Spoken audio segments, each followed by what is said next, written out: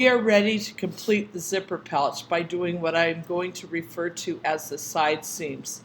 So right now it looks like this. This is the wrong side of my fabric. I've done both the end seams, the top and the bottom.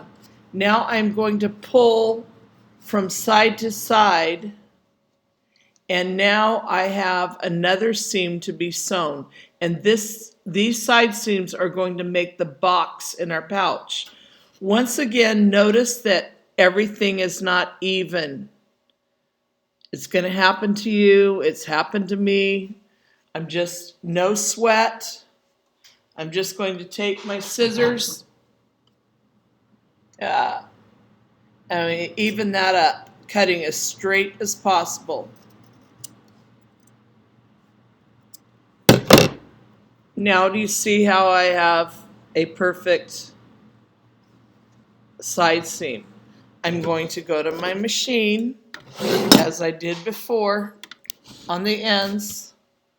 I have my stitch length set to 3, my stitch selector set to A, and I am ready to sew this seam. Again, I'm going to start at the end. I'm going to place my needle in my fabric. I can walk a few stitches. Now I'm ready to back stitch. Come forward. And this end seam should be laying down, and mine is facing that way. And I'm going to sew over the top of it, again following the foot along the edge of my fabric. I come to the end, I'm going to back stitch and come forward.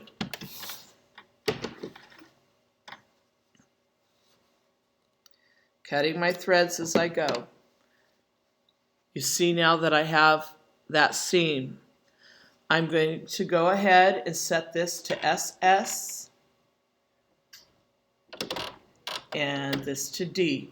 If you do not have a Genoa machine, you can find another type of stitch. Maybe you want to take a screenshot of your dials and send them to me, and I can determine how to set up your machine for this overcasting stitch. I'm going to again sew along the edge with the right side of my foot extending over the edge,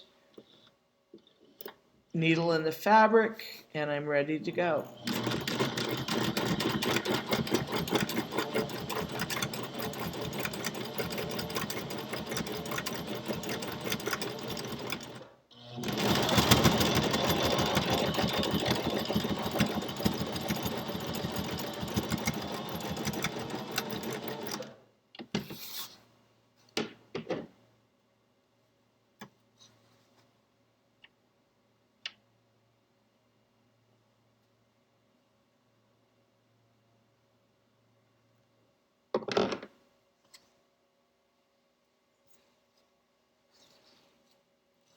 Okay, now I'm going to do these same steps to the other 3 seams.